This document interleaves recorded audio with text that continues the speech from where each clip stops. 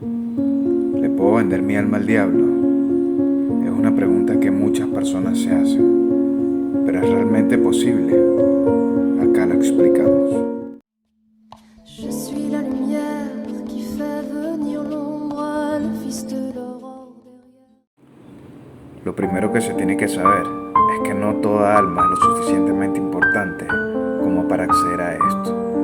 Algunos creen o lo ven como una opción o un comodín ante una situación de desespero, especialmente en estos tiempos tan difíciles que han llegado junto con la pandemia, donde a veces un padre de familia, una madre soltera o simplemente cualquier persona tratando de obtener el pan nuestro cada día, a veces este solo aparece mencionado en el Padre Nuestro. Esto es real, posible y factible. Sin embargo, no muchos creen en ello y es normal que no lo hagan, ya que la mayoría de los humanos existentes no califican para ello.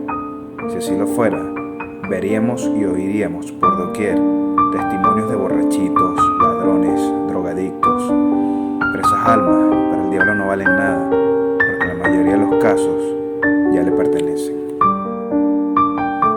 Muchas personas, después de hacer lo malo, se vuelcan al cristianismo, con ánimos quizás no de purificar sus almas, sino más en un sentido de lavarse la cara ante la sociedad o su comunidad. Unas veces lo logran, otras no, pero en el reino espiritual, estos seres humanos jamás podrán engañar a los entes que habitan en él, ya sean estos oscuros o luminosos, ya que desde que nacemos se estigmatiza en nosotros una de estas dos vertientes.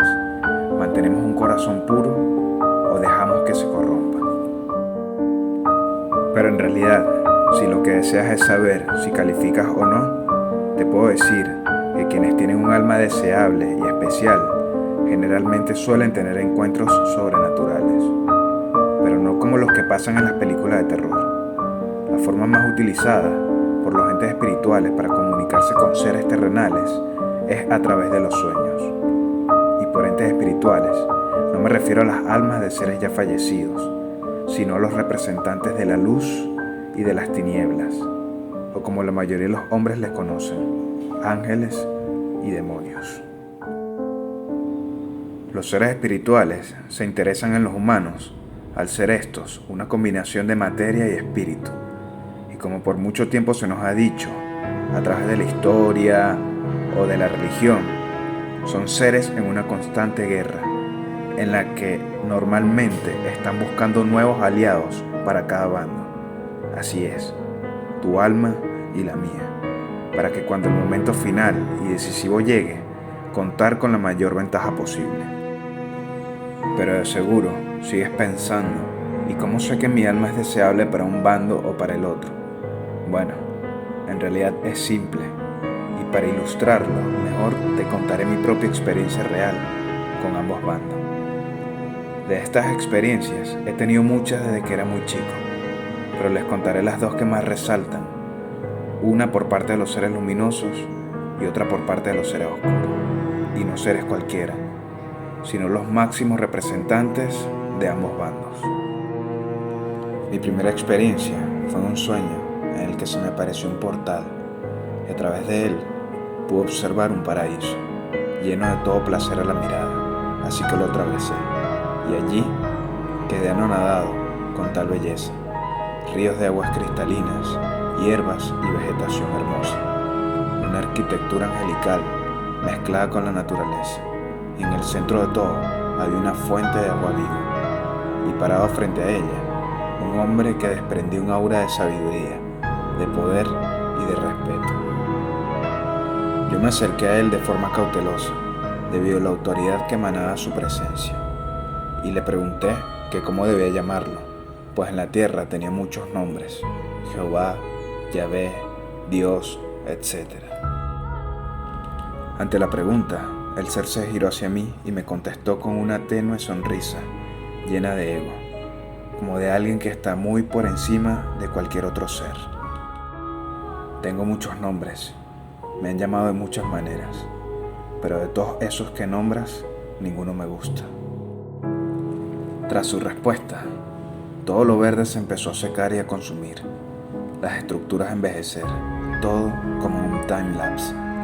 El hombre frente a mí cambió su vestimenta. Ahora llevaba un elegante traje hecho a la medida, de color negro. Su aura era aura de poder, de alguien que controlaba todos los recursos en nuestro mundo. Y la fuente tras él, en vez de seguir fluyendo agua, ahora fluían diamantes. Ante todo aquello, me doy cuenta de quién era en realidad ese hombre, por lo que tuve miedo y corrí hacia el portal para regresar a mi mundo. Pero no dejaba de pensar en aquella fuente de diamantes, y ya era de mi conocimiento que cuando un ser espiritual te abre una puerta, tú siempre la podrás usar. Así que volví a ese mundo. Él estaba de frente a la fuente y de espaldas a mí. Como yo era el interesado, me acerqué con sigilo. «Disculpe, señor, ¿le molestaría si lleno este vaso con los diamantes y me voy?», le pregunté. Él se volteó hacia mí y me contestó: «Claro, no hay problema, permíteme, yo te lo lleno», dijo amablemente y con mucha educación. Él estiró su brazo y le entregué el vaso. Él dio unos pasos hacia la fuente y lo llenó. Entonces se dirigió nuevamente hacia mí. Yo estiré el brazo para recibirlo, pero él me arrojó el vaso al rostro, lo que me hizo enojar mucho, lo suficiente como para intentar golpearlo. Yo le arrojé 3 golpes, pero fui incapaz de tan siquiera tocarlo. Entonces, él me tomó con fuerza los brazos y acercó su rostro a mí. Su mirada era de placer, confiado por haber logrado su objetivo. «Eres rebelde, como yo. Eso me gusta. Pero ya dejémonos de juegos. ¿Estás con él o estás conmigo?». Esta segunda experiencia es un poco más larga, pero la resumiré bastante. Todo comenzó con una pregunta que le hice al Dios universal. ¿Cómo sé que eres real? Creo en ti porque nací en un país donde el cristianismo es la religión predominante. Pero si hubiera nacido en China, tal vez creería en Buda. Si hubiese sido en la India, quizás en Krishna o en alguna otra de sus múltiples deidades. Al final de cuentas, ningún ser humano podía saber quién o cuál era el Dios real, por lo que le pedí que me revelara cuál de todos estos era él. Esa misma noche, en sueños, se me mostró una catástrofe que ocurriría y que mermaría gran parte de la humanidad. Y luego de ella, los demonios obreros, que son la categoría más baja en la jerarquía de estos, tomarían el mundo, acabando con los humanos, especialmente aquellos que tenían afinidad con la luz, por así decirlo. Resumiendo un poco, uno de estos obreros llegó hasta donde estaba yo y asesinó a una mujer que se encontraba conmigo.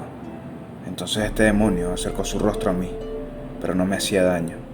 Pero al estar tan cerca, podía ver el odio en sus ennegrecidos ojos y su impotencia al no poderme hacer daño. Pronto una algarabía se escuchó por las calles, entonces el demonio se marchó.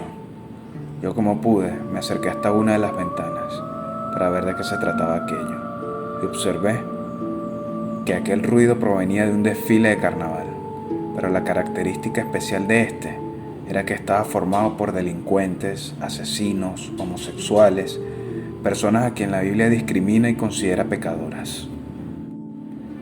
Y a la cabeza del desfile iba el Papa de la Iglesia Romana o de la Iglesia Católica, un hombre que se haría pasar por el enviado de Dios para llevar a la perdición a muchos junto con él, el Anticristo. Tras observar aquello, me desplomé sobre mis rodillas y pedí perdón, y acepté con mi propia boca que el Dios cristiano era el único y verdadero. Como pueden ver, cuando tu alma resulta interesante a algún ente espiritual, estos mismos te lo harán saber. Una vez que te abran una puerta, tú misma o tú mismo podrás venderle tu alma al diablo o entregarla a Dios. En mi caso personal, dejaré escrito algo que hice hace un tiempo y que describe mi decisión.